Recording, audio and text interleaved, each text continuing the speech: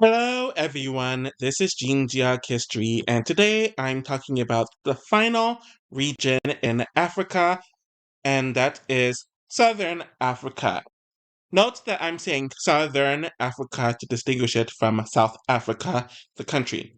Okay, so Southern Africa is one of Africa's most internally diverse regions, and it becomes much more clear if we separate it with four different lenses overall: geography, anthropology, ethnicity, and race. So, who or what counts as Southern African? So, the core of Southern Africa includes usually South Africa, kind of obvious, Namibia, Botswana, Zimbabwe, Zambia, Mozambique, Angola, Lesotho, and Eswatini. Sometimes Malawi is included in it as well. And also, depending on the subject, Southern Africa can extend into Malawi, Southern Tanzania, parts of the Democratic Republic of the Congo, sometimes Madagascar, although Madagascar is usually treated separately because of its distinctive Austronesian East African population history. But there isn't one universally accepted Southern African people. So when it comes to the bigger anthropological picture, Southern Africa sits at an important crossroads between several major population histories. Very broadly, you can think of the region as containing four major ancestral cultural layers.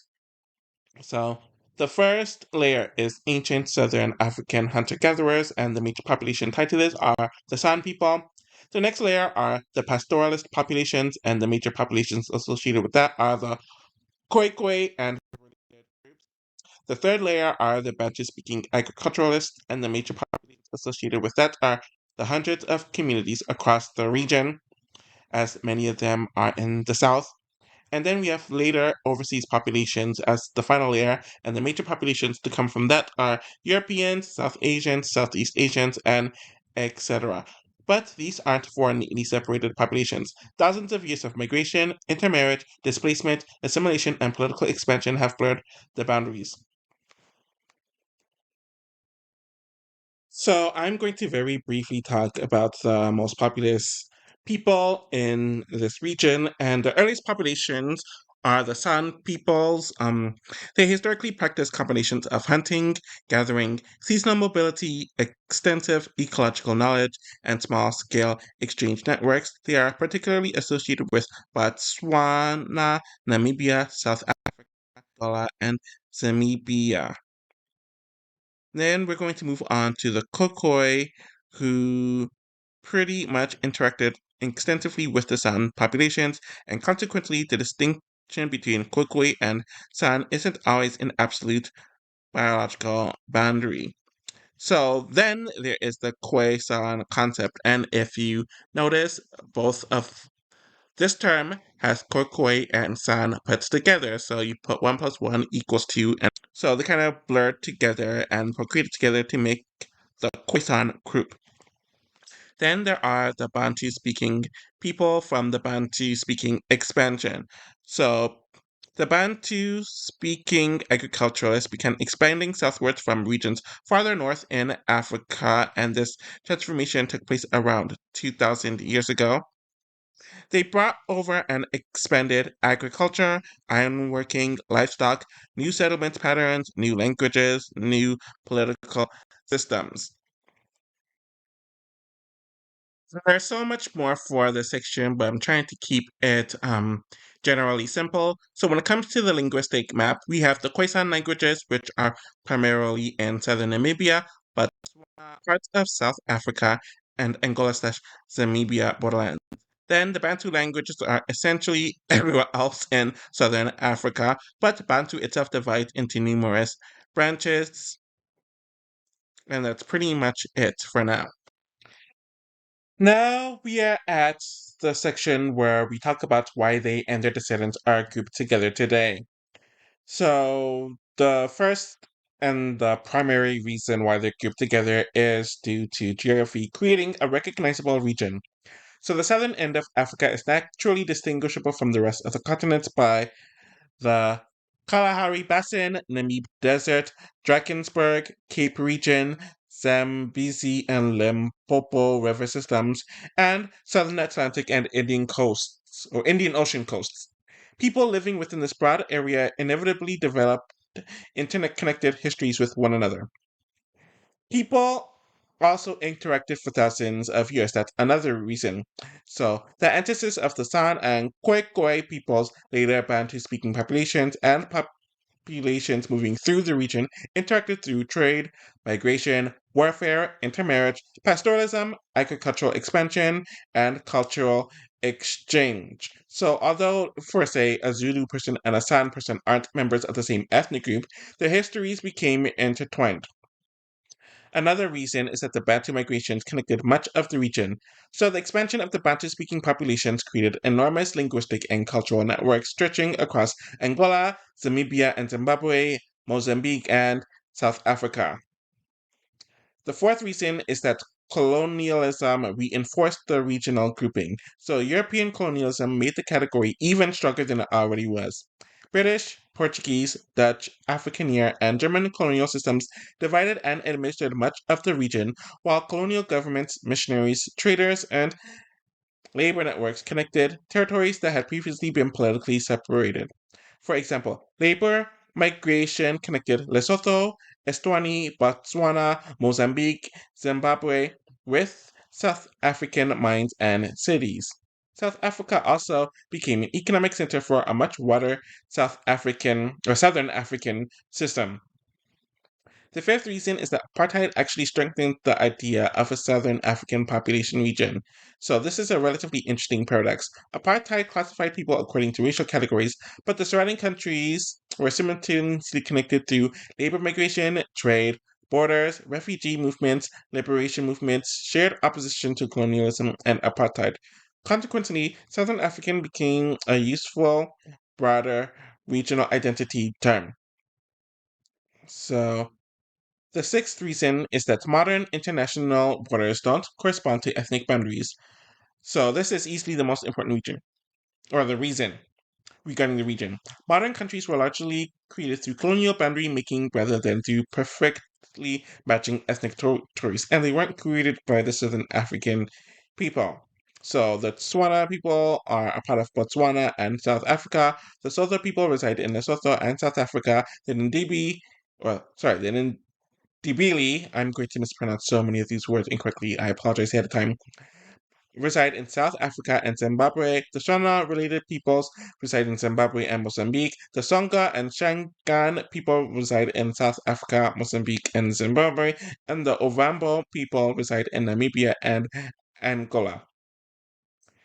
So the final reason is that the descendants are grouped together because ancestry doesn't stop at borders.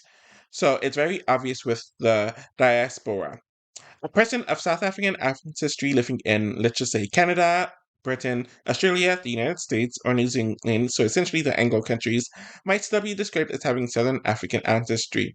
But that doesn't tell you their entire ancestry, as Southern African ancestry encompasses many ancestral groups like the Zulu, Xhosa, Afrikaner, Tswana, Sotho, Indian South African, Colored, San, Soha, and etc. And also, there is no modern African regional classification. So, international organizations commonly divide Africa into regions such as North Africa, West Africa, Central Africa, East Africa, and Southern Africa. But these terms are mainly geographic in itself. There is the Southern African Development Community, SAD is the acronym, which is a particularly important modern example. It connects much of the region economically and politically. So, 200,000 to 100,000 years ago ish is the early modern humans.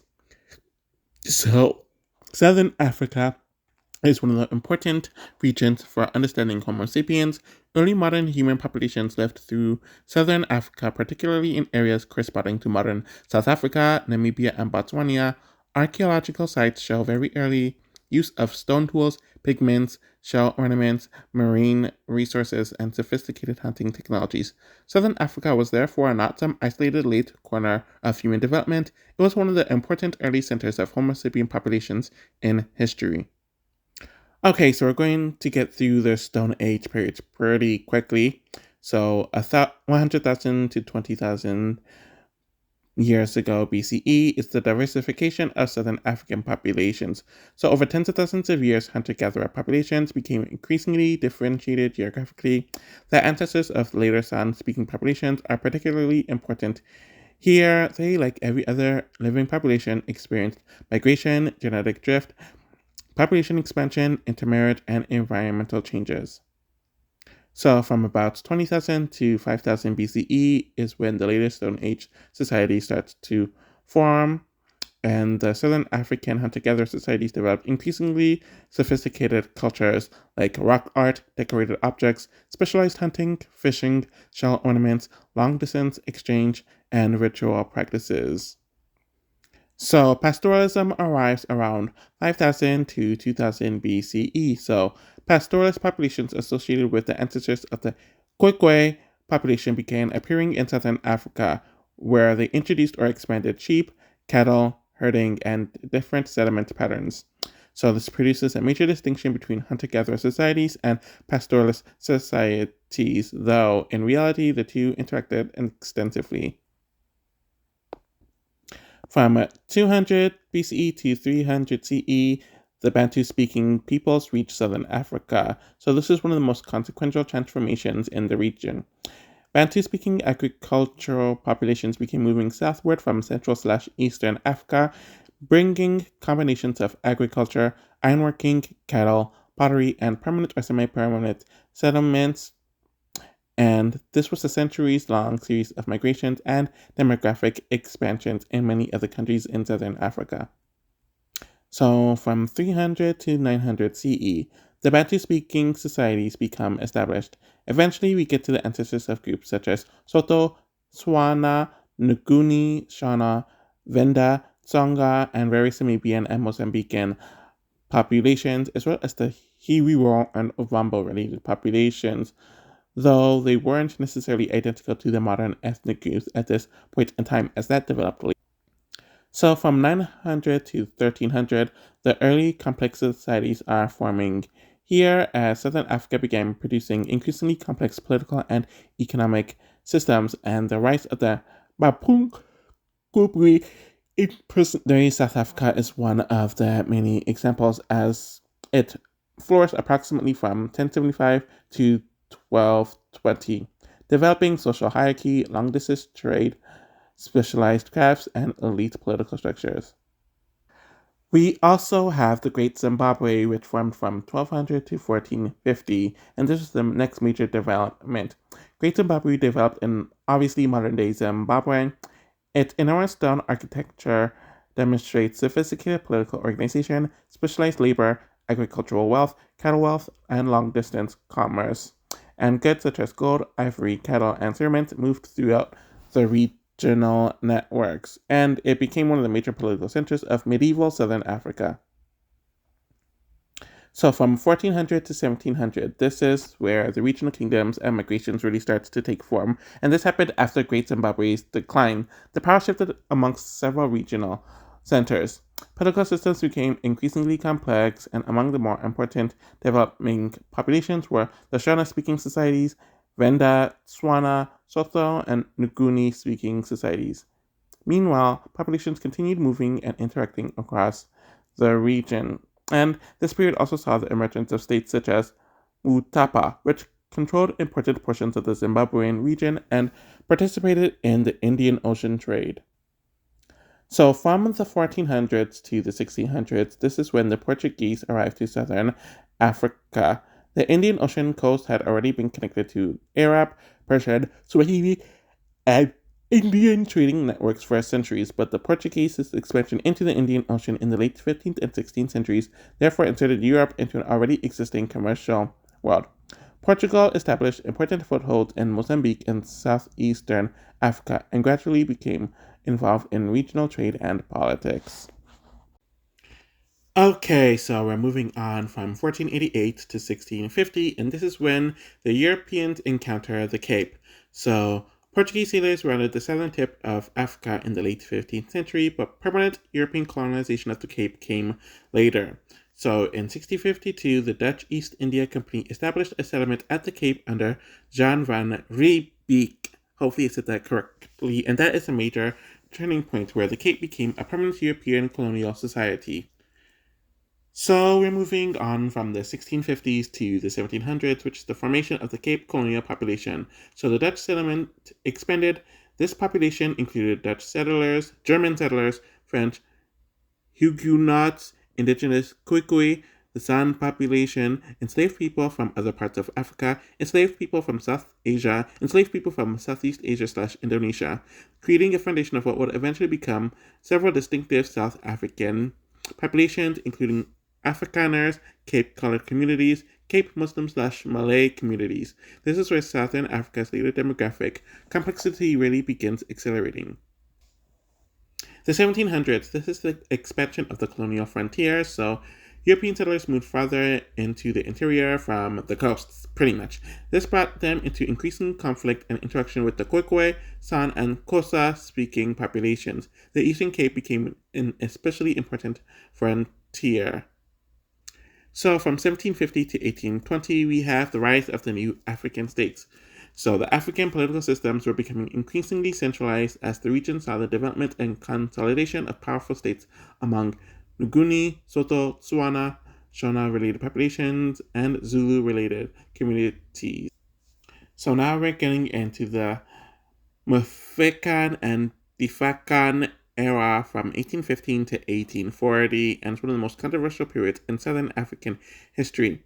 So the traditional period called the Mufekan and Nungi context and the Difakan and Sotho context involved enormous political upheaval, which included warfare, migrations, state formations, population displacement, and political consolidation. So, from the 1820s to the 1850s, we have the expansion of the new states, and several important states emerged or strengthening during this period. We have the Zulu Kingdom under Shaka and his successors, the Basotho Kingdom under Moshoeshoe the First, I believe, the Debil State under Mzilikazi, who eventually established a powerful state in present-day Zimbabwe, and the Gaza State in southeastern Africa, associated with Shashagani, extending into parts of modern Mozambique and Zimbabwe. This period fundamentally reshaped the political map. So, in the 1800s, we also have the British expansion, which became the dominant European imperial power in southern Africa. The British acquired control over the Cape and expanded northwards, becoming involved in the Xhosa states, Zulu Kingdom, Basotho, Boer republics, and other African states. So, the 1830s to the 1850s is the Great Trek. So, Dutch-speaking frontier settlers, increasingly known as Boers, migrated away from the British-controlled Cape Territory. This became known as the Great Trek, establishing or expanding political entries including Transvaal, Orange Free State, and the Natal-related Boer settlements, creating a complex three-way political landscape involving African kingdoms, plus Boer republics, and British colonies. So, from the 1860s to 1900, diamonds, gold, and industrialization. So, this transformed the southern African region enormously. Diamonds were first discovered around Kimberley in 1860s. The gold was discovered in the Witwatersrand in the 1880s.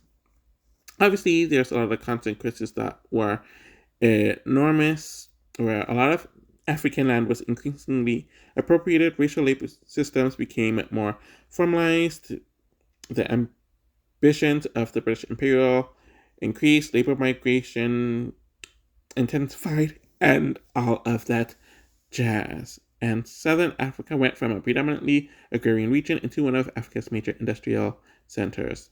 So, 1879 is when the Anglo-Zulu War took place as Britain invaded the Zulu Kingdom. The Zulu famously defeated the British at Isandlwana, although Britain eventually defeated the Zulu state. The war illustrates the enormous military capabilities that some pre-colonial African states had developed. So, on to the 1880s to 1910. So, the colonial conquest accelerates. So, European imperialism expands across nearly the entire region, and Britain controlled or influenced most of the regions of southern Africa, while Portugal controlled Angola and Mozambique, while Germany controlled Namibia. So pretty much the entire political map of southern Africa was transformed at this point. So from 1884 to 1908, the German Southwest Africa and genocide. So it's pretty self-explanatory. German colonial rule in present-day Namibia produced catastrophic violence against the Iwiro and the Nama, as tens of thousands of them died through warfare, forced displacement, concentration camps, starvation, and disease. And this remains an important part of Namibian history. 1899 to 1902 was the Angola Boer War. So Britain fought the Boer republics. Britain eventually won, and the war helped consolidate British political control over much of southern Africa. During 1910, the Union of South Africa took place as the British colonies and former Boer republics were combined into the they're combined to the Union of South Africa, which was an enormous political development, but it, of course, did not create racial equality. Instead, racial segregation increasingly became institutionalized. So, from the 1910s to the 1940s, the institution of racial segregation, South Africa developed an increasingly elaborate racial state. Major laws restricted land ownership, residence, voting, employment, marriage, and movement. The Native Land Act of 1913 was particularly important and severely restricted African land ownership. So this led to the apartheid in 1948, which was when the National Party came to power and formalized apartheid. South Africans were classified into racial categories including white, African/Bantu, colored, and Indian. The state then constructed an enormous legal system around those classifications, and it's one of the most consequential examples in modern history of race becoming an institutional political. So, from the 1950s to the 1960s is African nationalism and decolonization. So, across southern Africa, nationalist movements became increasingly powerful as major movements included Anka in South Africa, ZASU/ZAPU in Rhodesia, MPLA in Angola, Frelimo in Mozambique, and SWAPO in Namibia. European colonial rules began collapsing heavily around this point in time. So what coincided with this is independence beginning in the 1960s, where several countries achieved independence, like Zambia in 64, Malawi in 64, Botswana in 66, Lesotho in 66, and Eswatini in 1968, and it marked a major shift from colonial Southern Africa towards independent African states. So the 1970s was when the Portuguese decolonization happened, especially in 1974, where the Portuguese dictatorship collapsed. As a result of this, Angola went independent in 75, so did Mozambique, and both countries then experienced devastating civil wars, and Angola's conflict was heavily entangled with the Cold War. In 1980, Zimbabwe also becomes independent too. Also in the 1980s, the apartheid reaches its crisis, where South Africa entered increasingly political and economic crises throughout the country, where there were mass protests, international sanctions, armed resistance, labor strikes, township uprisings, and growing international isolation. The apartheid system became increasingly difficult to sustain. So Namibia became independent in 1990. So during the first half of the 90s, so 1990 to 1994, was when apartheid ended. As Nelson Mandela was released from prison in 1990, negotiations began between the apartheid government and opposition movement, and the old racial political system was essentially dismantled. In 1994, we have Democratic South Africa, where it held its first national democratic election in 1994, which Nelson Mandela won, and it's arguably the single biggest political turning point in modern Southern African history. For the first time, South Africa's national political systems formally rejected apartheid's racial hierarchy. So, from the 1990s to the 2000s, we have the regional integration. So, Southern Africa countries increasingly developed regional institutions. The Southern African Development Community, so SADC, became an important framework for economic integration, diplomacy, infrastructure development, and regional security. And from the 2000s to present of the 21st century is post-colonial Southern Africa. So today, the region contains a remarkable mixture of ancient population histories, i.e. the San and Kwikwe people, indigenous African civilizations, so the Zulu, Xhosa, Sotho, Tswana, and many more, the European descendant populations, so the Afrikaners, English-speaking South Africans, Portuguese descendants, etc., South Asian populations, especially in South Africa, mixed populations, particularly the colored populations in South Africa and Namibia, and many modern national identities like South African, Namibian, Botswanan, Zimbabwean, Zambian, Mozambican, Angolan, Basotho, Itswani, and etc. But this section's really going to be short, like shorter than usual. And this section is the average phenotype of Southern African. So, of course, like in every other video that I do talking about this topic, I'm going to state it here. There is no single Southern African phenotype. But we can do regarding looking at the physical appearance you would most likely commonly encounter across the region as a whole, creating kind of a broad tendency, but it's not a single or a sole biological type. So if you focus primarily on the indigenous Black African majority populations of the countries in Southern Africa, the broadest description would be medium to dark brown skin, though very dark brown. In some cases, there's an enormous variation there. Usually tightly curled or tightly coiled hair, commonly very dark brown to black hair. The eyes are predominantly dark brown. There's extremely variable face when it comes to the moderate to broad facial structure. There's also high variance with the nose type and shape, from relatively narrow to broad. The lips are usually medium to full, but highly variable. The height has considerable variation. It's generally moderate to tall, depending on the population. When it comes to the build, it can be slender, linear to muscular, or more robust. Hair texture, usually tightly coiled or curled among the Bantu-speaking populations, and facial hair is usually relatively sparse to moderate among men, but highly variable. Okay, so the final section is the relationship with race, and this is probably also going to be a shorter one. So before European colonization, ethnicity does not equivalent to modern race. So before European colonialism, people generally understood themselves, or South Africans generally referred to themselves primarily through things such as kinship and clan, language, local community, kingdom/chiefdom, occupation, religion and cultural practice, and regional origin. Obviously, with European colonization, it introduced a different framework. So, from the 17th century onward, Europeans increasingly classified Southern African populations according to perceived ancestry and physical appearance. So the European Caucasoid versus African Negroid situation, with colored and later Indian/Asian populations being added. This was especially consequential in South Africa. And let's get into South Africa, as they became the extreme example of how race was seen at the time. So by the 19th and 20th centuries, racial classifications had become deeply embedded in South African society. So white people in South Africa were primarily Afrikaners, British South Africans, and other European descendant peoples.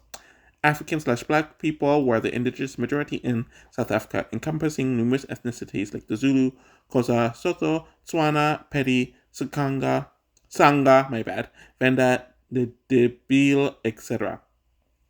And then there are the colored people, which was a historically mixed population, especially concentrated in the Cape, and then Indian/Asian, so primarily descendants of South Asian migrants, especially in KwaZulu-Natal.